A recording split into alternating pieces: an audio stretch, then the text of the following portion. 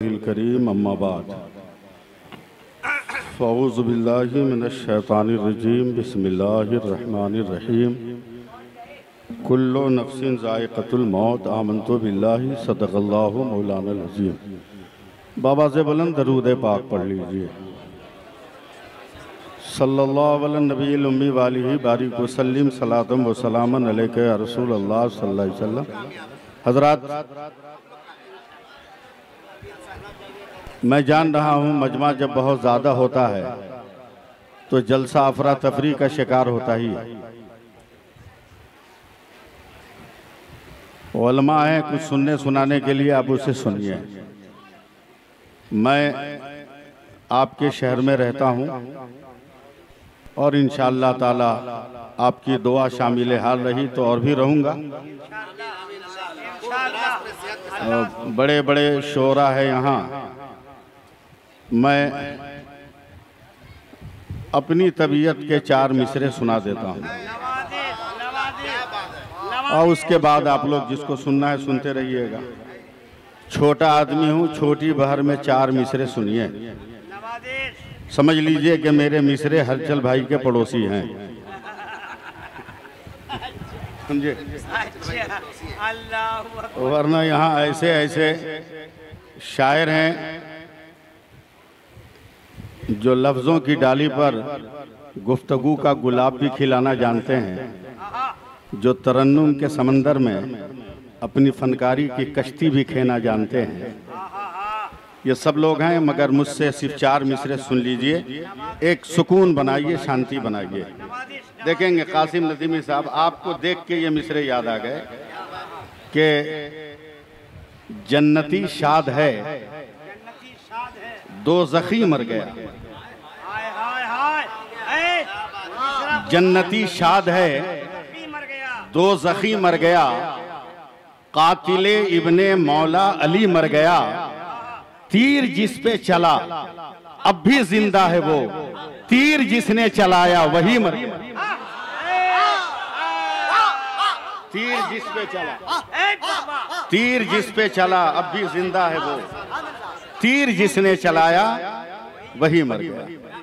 हज़रात, 2 minute के लिए मैं आपके सामने हूँ। आपके तवहुमात की दीवारों को थोड़ी देर के लिए मैं हिलाने की कोशिश कर रहा हूँ, शायद हिल जाए। हमारे मुफ्ती मुख्तार साहब क़िबला हैं, अल्लामा मुफ्ती रहमत अली मिसबाही साहब हैं, बुजुर्ग शख्सियतें हैं।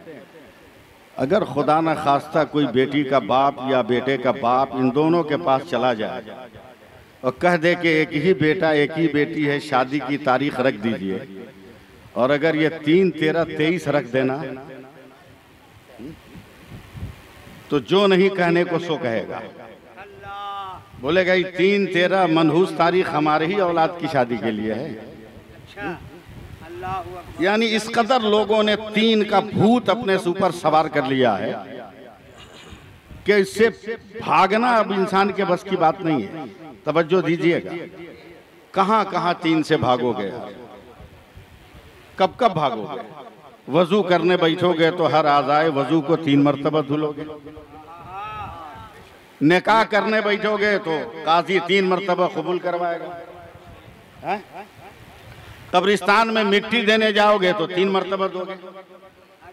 कहां कहां भागोगे। बड़े बड़े उलमा बैठे हैं।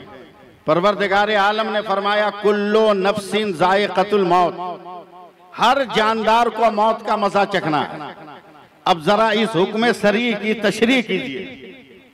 लफ्ज़े कुल्लु, इसमें भी 3 हर्फ, उसके बाद नफ्स, इसमें भी 3 हर्फ, उसके बाद जायका जिसका मज़दर आता है ज़ात, उसमें भी 3 हर्फ, उसके बाद मौत, इसमें भी 3 हर्फ, मौत के बाद पहला काम गुस्ल, इसमें भी 3 हर्फ, गुस्ल के बाद कफन, इसमें भी 3 हर्फ, कफन के बाद कब्र, इसमें भी 3 हर्फ, कब्र के बाद दफन, उसमें भी 3 हर्फ।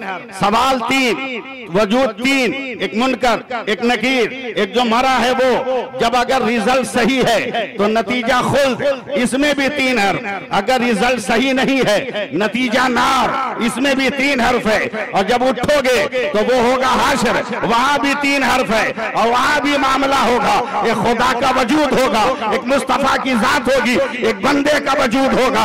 इन 3 वजूदों के बीच में गुफ्तगू होगी। बताओ कहां कहां भागोगे? इसलिए बेहतरी यही है कि इस वहम की दीवार को तोड़ो और नमाजों की पाबंदी करो।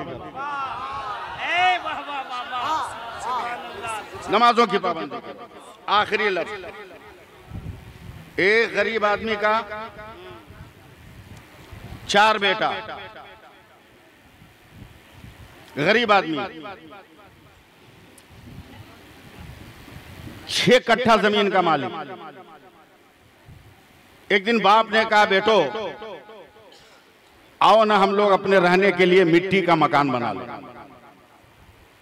कहा अब्बा मकान बनेगा तो 5। कहा 1-1 कट्ठा पे 5 बना लो, 1 कट्ठा रहने दो।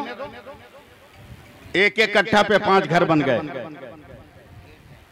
6ठा कट्ठा का जो हिस्सा था, बाप ने कहा बेटो अगर इजाजत दो तो हम वहां एक घर बनाए जिसमें हम नमाज पढ़ेंगे, दुनिया वाले उसको अल्लाह का घर कहेंगे। तवज्जो देंगे आप, मैं क्या कह रहा हूं? बेटों ने कहा अच्छी बात। अब जो लोग देहात के होंगे वो मेरी बात समझेंगे कि मिट्टी की दीवार कितनी उबड़ खाबड़ होती है। जब तक ना लिपो, जब तक उसकी लिपाई पोताई ना करो। अपने 5 घरों को तो लीप पोत लिया, मगर जब मस्जिद की लिपाई पोताई की बात आई तो बाप ने डांट कर कहा खबरदार, अपनी जमीन की मिट्टी से मत लिपना। इसको उर्फे आम में अल्लाह का घर कहा जाता है। मुमकिन हो तो जन्नत की मिट्टी तलाश करके ले। ये सुनकर चौथा सबसे छोटा बेटा टेंशन में बीमार हो गया और 3 बेटा झोला लेके निकले जन्नत की मिट्टी तलाश करने। शाम तक घुटना उठना फोड़वा के आ गया। बोला एक चुटकी मिट्टी नहीं मिली। कहा घबराओ मत, इलाज कराओ, तंदुरुस्त होने के बाद फिर तलाश करना। 3 बेटे और एक बाप, 4 आदमी जब घर में गए तो देखा छोटा वाला जो बच्चा है वो एक बोरा कुछ लेके आंगन में बैठा हुआ। बोला ये क्या है? बोला अब्बा जन्नत की मिट्टी। बोला खबरदार झूठ मत बोलो, तू तो घर से निकला नहीं, फिर जन्नत की मिट्टी कहां से? कहा मुझको बुखार लगा था, मैं सोया था, अचानक माँ ने झाड़ू देना शुरू किया, मेरी आंखें खुली, माँ के तलवे पर पड़ी। जैसे ही माँ ने पाँव को उठाना रखना शुरू किया वैसे ही मेरे पैगंबर की हदीस याद आ गई, ऐ लोगों तेरी जन्नत तेरे माँ के कदमों के नीचे है। तो दिन भर जहाँ जहाँ माँ ने कदम रखा मैंने वहां की मिट्टी उठा कर इकट्ठा कर लिया है। ये वही समझेगा जिसकी माँ है,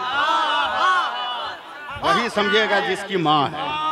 इसलिए दुनिया में अगर माँ है तो उसकी कदर करो, बाप है तो उसका एहतराम करो, समझे?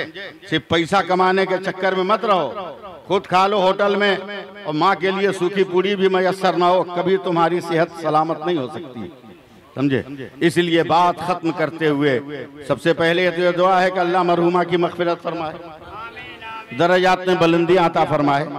हालात बहुत ज्यादा खराब हो रहे हैं आपके, इसलिए अभी भी वक्त है कि हम लोग सुधर जाएं, सवर जाएं और अपनी जमीन की हिफाजत करें कि हमें हिंदुस्तानी हैं तो हिंदुस्तानी रहेंगे, समझे? ये मेरा छुपा हुआ ऐलान था, जिसे समझना आपका काम है और लोगों को समझाना काम है कि आप समझाएं। अल्लाह ताला हम सबको अमल की तौफीक अता फरमाए। मैं कतई इस पोजीशन में नहीं हूं कि तकरीर करूं और